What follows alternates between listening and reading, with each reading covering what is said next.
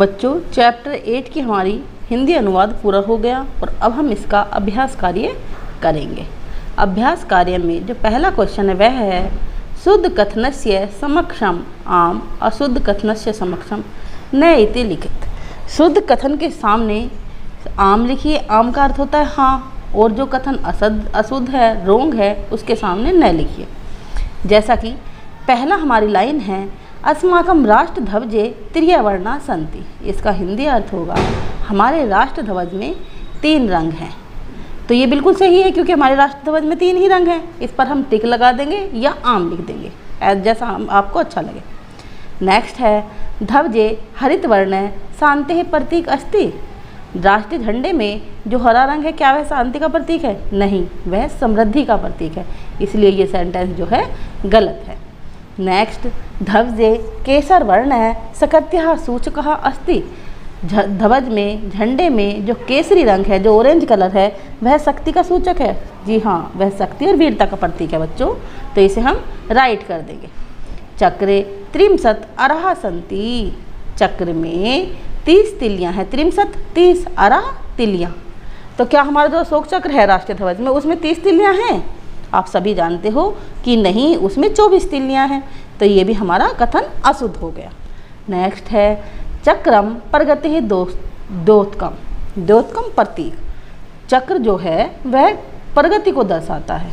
ये बिल्कुल सही है और इस पर हम राइट लगा देंगे। नेक्स्ट है अधोलिखित ऐसु पदेषु प्रयुक्ताम विभक्ति वचनम च लिखित। अधोलिखित नीचे लिखे हुए पदों में प्रयुक्त विभक्ति और वचन लिखना है। तुम्हें पद दे रखे हैं और इनके विभक्ति और वचन तुम लोगों को खुद लिखने हैं। एक बार मैंने तुम्हें शब्द रूप दिए थे गर्मियों की छुट्टियों में, अगर पढ़े हो तो। अब उसी के तरीके से होते बेटा, अगर शब्द रूप पढ़ रखे होंगे तो ये हो जाएगा क्वेश्चन, अगर नहीं पढ़े होंगे तो नहीं होनेगा। पहला है जैसे तिरिया नाम है। तिरिया नाम इन्होंने खुद सोल्व कर रखा, षष्ठी विभक्ति और बहुवचन का रूप है ये। समृद्धि, समृद्धि मतलब समृद्धि का अर्थ होगा इसका।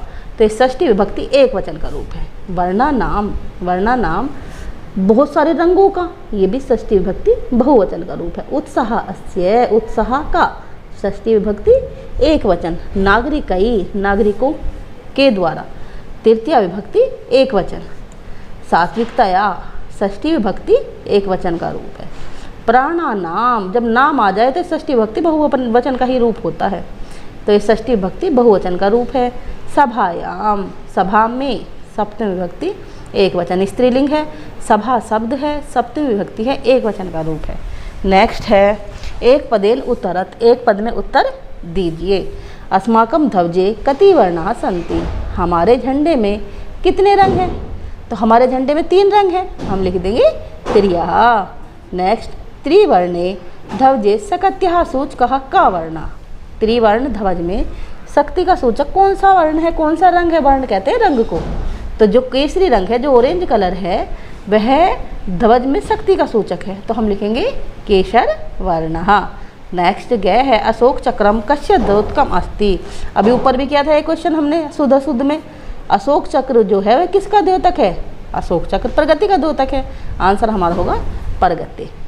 त्रिवर्ण है ध्वज कस्य प्रतीक। हाँ, त्रिवर्ण जो ध्वज है वह किसका प्रतीक है? क्या पता चलता है इससे, हमारे ध्वज से हमें? तो यह हमारे स्वाधीनता और राष्ट्र गौरव का प्रतीक है। स्वाधीनता आज़ादी का और हमारे देश की उन्नति का प्रतीक है। नेक्स्ट क्वेश्चन है क्वेश्चन नंबर 4। एक वाक्य उत्तरत। एक वाक्य में उत्तर दीजिए। एक वाक्य मतलब पूरे सेंटेंस में। पहले कहा था एक पद में। एक पद में जब उत्तर देना होता है तो हमें एक ही पद लिखना होता है। एक पद मतलब एक शब्द। आगे अस्माकं ध्वजस्य श्वेत वर्ण कस्य सूचकः अस्ति। हमारे झंडे में जो श्वेत वर्ण है वह किसका द्योतक है, किसको सूचित करता है? अस्माकं ध्वजस्य श्वेत वर्ण सत्यस्य सूचितवान च सूचकः भवति। हमारा राष्ट्रीय ध्वज में जो सफ़ेद रंग है वह सच्चाई का और पवित्रता का प्रतीक होता है। नेक्स्ट क्वेश्चन है बच्चों अशोक स्तंभ कुत्र अस्ति। अशोक स्तंभ कहाँ पर है? अशोक स्तंभ सारनाथ है अस्ति। तो इसमें आया था कि जो चक्र लिया गया है सारनाथ स्तंभ से लिया गया अशोक के। तो अशोक कहाँ का जो स्तंभ है वो कहाँ पर है? वो सारनाथ में है। त्रिवर्ण ध्वजस्य उत्तोलनम कदा भवति। जो राष्ट्रीय झंडा है कब कब फहराया जाता है? राष्ट्रीय ध्वज जो है बच्चों राष्ट्रीय पर्वों पर ही फहराया जाता है, और 15 अगस्त और 26 जनवरी हमारे राष्ट्रीय पर्व होते हैं। तो इसे हम संस्कृत में ही लिखेंगे, त्रिवर्ण ध्वजस्य उत्तोलनम स्वतंत्रता दिवसे गणतंत्र दिवसे चः भवति। नेक्स्ट, अशोक चक्रे कति अरः सन्ति, अशोक चक्र में कितनी तिलियाँ हैं। तो मैंने आपको पहले बताया कि अशोक चक्र में 24 तिलियाँ हैं, और 24 को संस्कृत में कहेंगे चतुर्विंशति। अशोक चक्रे चतुर्विंशति अरः सन्ति। नेक्स्ट क्वेश्चन है बच्चों, अधोलिखितेषु रेखांकित पदानि आधृत्य प्रश्न निर्माण कुरुत। नीचे लिखे हुए रेखांकित पदों को आधार मानकर प्रश्नों का निर्माण करिए। पहला है, अस्माकं त्रिवर्ण ध्वज विश्व विजयी भवेत्। हमारा जो राष्ट्रीय ध्वज है, तिरंगा झंडा है, वह विश्व विजयी होता है। तो अब इसमें जो त्रिवर्ण ध्वज है, त्रिवर्ण ध्वज को यदि हटा देंगे तो हम क्वेश्चन जब बनाएंगे तो बनेगा क्या, कौन, क्या नहीं कौन। तो कौन के लिए यूज होगा कै, कै में हम विसर्ग भी लगाएंगे, और हमारा क्वेश्चन बनेगा अब, अस्माकं त्रिवर्ण ध्वज विश्व विजयी, अस्माकं कै विश्व विजयी भवेत्, और कै बाद में हम इसमें लगाएंगे क्वेश्चन मार्क, ताकि पता चल जाए प्रश्न बन चुका है। सर्वधर्मात् परमादम वयम न कुर्यामा, अपने धर्म के लिए हम आलस्य ना करें। तो परमादम को हटाएंगे तो हम लगाएंगे यहाँ पे किम, और हमारा जो क्वेश्चन बनेगा वह बनेगा सर्वधर्मात् किम वयम ना कुर्याम, क्या ना करें हम। एतत् सर्वम अस्माकं नेत्राणां सद्बुद्धे सत्फलम, यह सभी हमारे नेताओं की सद्बुद्धि का फल है। तो सद्बुद्धि को जब हटा देंगे तो यहाँ पे लिखा जाएगा बेटे कस्या, और हमारा जो क्वेश्चन बनेगा वह बनेगा एतत् सर्वम अस्माकं नेत्राणां कस्यः सत्फलम, बाद में क्वेश्चन मार्क। नेक्स्ट, शत्रुणाम समक्षम विजय सुनिश्चिता भवेत्, शत्रुओं के सामने विजय सुनिश्चित है, होती है। और शत्रु नाम को यदि हटा दें तो षष्ठी विभक्ति बहुवचन का रूप बनेगा कह वाले शब्द में केशाम, और हमारा जो क्वेश्चन बन जाएगा वह बनेगा केशाम समक्षम विजय सुनिश्चितः भवेत्, किसके समक्ष विजय सुनिश्चित है। नेक्स्ट क्वेश्चन, उदाहरण अनुसारम समुचिते पदे रिक्त स्थानानि पूर्यत, उदाहरण के अनुसार नीचे लिखे हुए सब पदों को खाली स्थान में भरिए। जो भी हमें रिक्त स्थान दे रखे हैं वो कंप्लीट करने हैं हमने।